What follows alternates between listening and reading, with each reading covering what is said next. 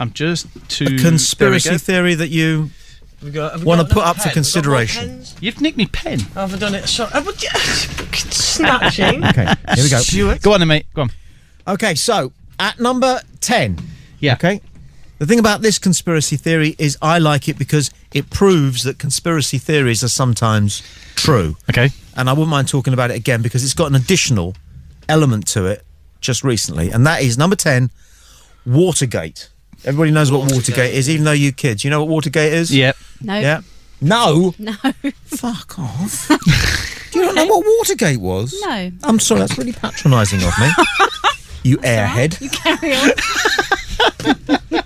Is it that long ago then? Yeah. I've got it. You Was don't 60s, know what isn't it? Watergate... Okay, what happened at Watergate is that the President of the United States, Richard Nixon, found out that 5 burglars had gone into the Democratic headquarters and planted spy bugs so that they could listen in to the Democratic plans for the forthcoming presidential election. Mm-hmm. Okay? The burglars were caught by the police, right, and went down. Mm-hmm. And so then the White House covered it all up and said, nothing to do with us. Right. And even the president himself thought he was so powerful he could just say, doesn't matter. Mm-hmm. But they got him. Okay. They chased him, didn't they, guys? It's a good one. Yep. Watergate's a proper conspiracy theory. It is, It's yeah. a good one. Yep. I don't know what Watergate is. No. Watergate was the name of the hotel. Right. Yeah. But you've heard people say things like, they talk about, don't they, airport gate and things like that. Iran Gate and Iraq Gate and... Yeah. Camilla Gate. Yeah. Yeah, I mean, if there was a scandal... Dye-gate. If there was a scandal at a dairy company, it would be Cow and Gate Gate. Unigate. Yeah. So that's number 1. Number 9, who won the World Cup in 1966? Anybody? Well, it was allegedly England. Yeah, apparently. It was a fix. It was. Right. It was fixed for England to win from start to finish. Okay. I don't like that, Tommy. Being a big football fan, I don't like that conspiracy theory. What do you know about 1966? Well, I've got a feeling I'm going to find out a lot more than I thought. And you? Well, first of all, that ball did not cross the line. It was the goal that never was. Yep. Yep. Secondly, in the quarter-final, Argentina had the best player at the World Cup, a man called Ratin, and he was sent off by an Austrian referee because the referee didn't like the look on his face. That's the reason he said he sent him off. What? That's the reason he said he sent him off, because he didn't like the look on his face. He sent him off after half an hour because he didn't like the look on his face. That was the official thing that he wrote down. Off because I don't like the look of your face. This was 1966. And the team that would have won it was Brazil, but they didn't. You know why? Why? Because they had the living crap kicked out of them in the group stages. And all the referees and linesmen in the group stages in the Brazil games, where Pelé, for example, was kicked to pieces, and the whole of the Brazilian team was kicked to pieces, the referees and the linesmen in those games were all English. How could that happen? Yes. And each of them went on to referee subsequent FA Cup finals. Don't take away the one thing I have as an England. So give it a mark though. That's worth a mark. What's that? Delusion. Yeah. Yeah, delusions of grandeur. Yeah. At number 8, Titanic. Okay. We've just heard what that is. Now, That's Matt's. I read... When was it here last week when somebody said that wasn't the Titanic that did it? It wasn't the Titanic that sunk. It was its sister ship or something like that. Yeah, the Olympic, yeah. That's the one. you It was just you said that that told me. about Yeah, I 5 said that minutes 5 minutes ago. Yeah. Hey. Don't worry, guys. Hey, welcome to the show, right? Stuart Heron is here all week. I work with it myself for the whole 3 hours. Luckily, people at home are listening. If nobody else here is.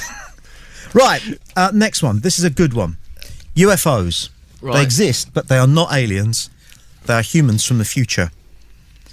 Now, when I read about this one, this was so obvious to me, I couldn't understand why it was that we'd never thought about it. Why don't they make contact? Because if they meddle with the Past. what goes on, then they could screw everything up for the future. Buggers But up the future. they're coming back and they're having a look. Yep. So, of course, they hover. Mm-hmm. They're not going to land because then they'll change things. Yeah. Yeah. And they maybe come back for a bit of DNA. So, But that's a good conspiracy theory because That is, yeah. tied to it is the possibility that some people do know. Right. Conspiracy. Yeah. So there's a conspiracy in that. Would make good Is that, for about, is that speculation. Skype call about conspiracies? I don't know. See, It's working? yeah. Hello? Can you hear me? We can hear you. Hello? Hello. It is working, isn't it? It is. Hello. Why can't I see you, though? I should be able to see you, shouldn't I? No, we don't have a camera on the Skype. We can see you lazy you. sods. Yeah, that's it. The Paul McCartney conspiracy theory is quite good. I told you about that one. I told you that one last week, didn't I? About the guy. Paul McCartney died apparently, and I weren't listening. Yeah, Paul McCartney died in '66, didn't he, in a car crash? That's right, and it was some other guy that they gave plastic surgery to or something, and a Scottish bloke called James. I can't remember it. James Campbell, I think, was his name, and that's why McCartney's music changed and why he looked a little bit different. And there's loads of clues. It's better than that bollocks that Matt was coming up with about the Titanic wasn't the Titanic. What load of crap? Of course, it was the Titanic. Have you not seen the film, mate? It's called Titanic, not called the other boat that wasn't Titanic. We just changed the names because we got hit by an iceberg. We don't look like twats. Yeah. Matt, Matt, can I have a word? Yeah. Is he there or is he getting a Twix? he's not getting another no, chocolate bar. man. No, yeah.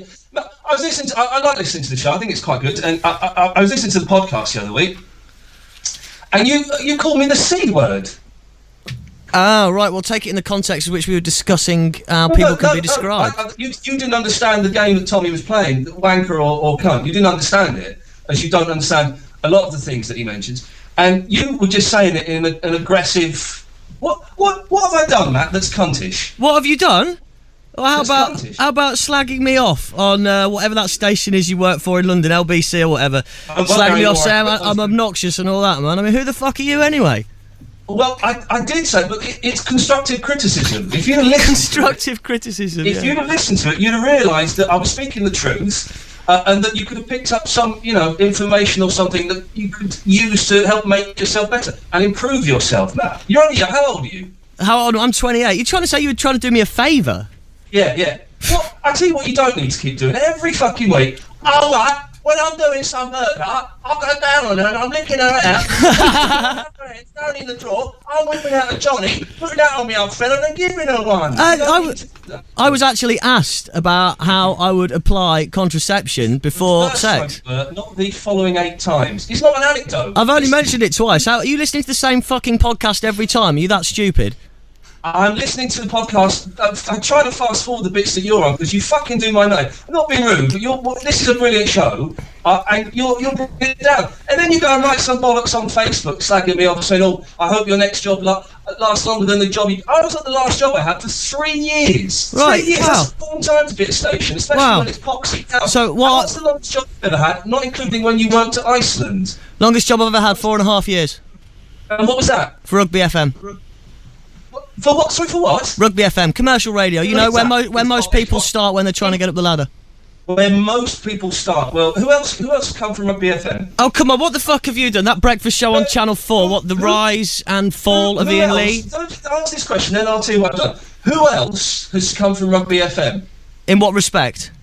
Well, you said it's where most people come from when they want to start. All right, okay. Who else? No, I meant as in a small commercial radio station is where most people like to try and start to get into the industry, or hospital not Rugby radio. FM specifically, which is what you implied. You should have been a little bit clearer there.